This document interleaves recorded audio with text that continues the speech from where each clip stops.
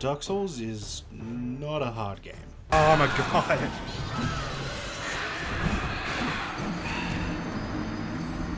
Alright, Dark Souls is a pretty hard game. Once you get through a playthrough or two of any of the games in the franchise, you might be hungry for a bit of a harder challenge. Well, is Deathless a bit too scary for you? Is Hitless way too scary? Then why not have a go at the Dark Souls ECBAN challenge? Before we begin, if you want to check out the runs or watch me fail at some other games, I stream every Monday, Wednesday, Thursday, and Sunday over at twitch.tv/Crunchy. Although during the pandemic, I am streaming every single day.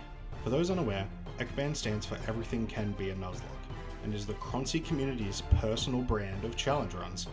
We take the idea of the Pokemon Nuzlocke and then convert it for other games. So let's get started. The rules for an ECBAN are simple. We want to have to reset if we screw up too much. We want to have something we can collect and lose. And we want to hinder our progress somehow. And keep in mind, these rules should work with most Soulsborne games. This time, we played around with Dark Souls 3. So to start, how do we reset? If we made the rule just when you die, game over, then that would be a bit too hard. And so I found a way to combine the first and second rules with an optional rule to make it a little harder. One of the main things you can collect in game are weapons. So what if, every time you had aggro, we made it so you couldn't unequip any weapons you had equipped, and if you died with them on you, you had to discard them. Destroy them forever. Plus, you can't buy weapons from any vendor except for boss weapons, and if you die with no weapons equipped, restart the run. This means every single enemy you need to plan for. You need to make sure you have the right skills of the weapons of your choice. You need to choose your item upgrade consumables very carefully, because you may lose that item to some bad RNG or a simple wrong direction roll. And it has actually turned out quite fun so far. The optional rule for you hardcore fans out there is that if you ever die while you are not ended, restart the run. So hindering our progress. In a Pokemon Nuzlocke, what they do is they make players unable to heal their Pokemon during a battle. Damage is very brutal already in Dark Souls, so instead we made the rule that you cannot crush souls to get all that extra spicy XP. During our run, we might get invaded. These could be players or NPCs. They themselves could destroy the run. So, if we can get invaded, I felt like we should be able to bring some help. You may, once per boss area, summon a phantom.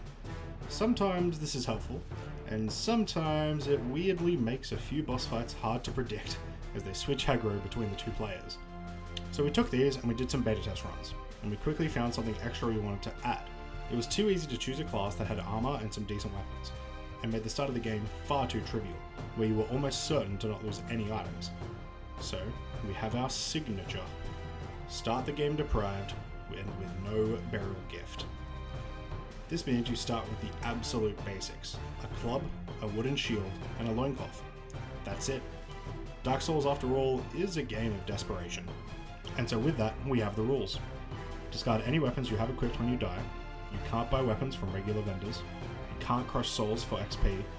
Start the game with a deprived class and no burial gift, and you may summon one phantom per boss. With that out of the way, it was time to actually start playing it. Strategy-wise, I figured some important things out in the first couple of hours of gameplay. Your first 20 or so levels should probably be spent on strength and dexterity, so that you can effectively wield as many weapons as possible. This means most weapons you get before Anor Londo you can wield with at least two hands, maybe being forced to throw just a few levels at Faith or Intelligence for some special weapons. After that, I would start prioritizing your Vigor and Endurance, because you really don't want to get one shot with your best weapon.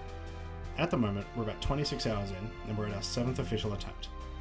Our best attempt so far at the time of writing of the script, we got to Pontiff, which we did expect would be a run killer when we first started. We ended up losing about 6 or 7 weapons just to him before we finally decided, time for a reset. And lastly, don't try to cheese it. You don't need to grind for hours and hours on end just so you can get 72 different straight swords. This is a challenge run after all. So there we go, the Dark Souls ECBAN. Why? I think I just hate myself. See you guys at the end of the run. No. I won't be dyeing my hair a second time. That'll completely fuck up my hair.